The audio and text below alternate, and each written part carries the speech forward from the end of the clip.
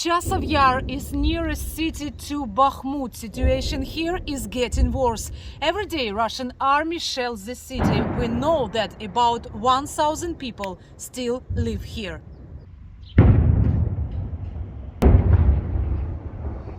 The sharp warming with the advent of spring pleases the locals only because now they don't have to constantly think about how to heat their homes. They say the frosts are over, but the war is gaining momentum. A very difficult situation. They have been bombing heavily for the last 3 days, even too much. It shots in all directions. And around the city, and in this sector where there are high-rise buildings, and in private sectors. Of course, no gas, no water, no light. Whoever can do it just like that. There are practically no surviving houses in the city. More than 60% were damaged or completely destroyed by the Russian occupiers. The Russian troops are shelling the city with everything they have in arsenal.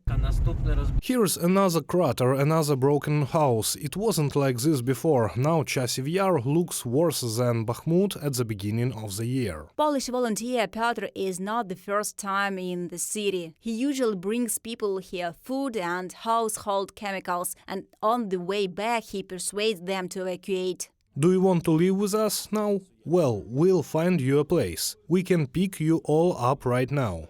The volunteer says that the evacuation from the city is very similar to the departure of people from Bakhmut. No. Well, I said, but no one wants to go. I left a phone number. I hope that someone will call, but no one has called from Bakhmut since then. Although I tried to persuade them for a long time. Over the past months, local authorities and volunteers managed to persuade about 100 people to evacuate. There are no families with children in the city for a long time. The lion's share, more than 80%, are elderly people who not only don't want to, well, they have such a conviction that this is my home, this is my homeland, and accordingly they can no longer step over themselves. The humanitarian situation, according to the military administration, is stable in the city. People regularly get everything they need. There are 2 shops and a pharmacy here. And out of 13,000 citizens who lived here before the war,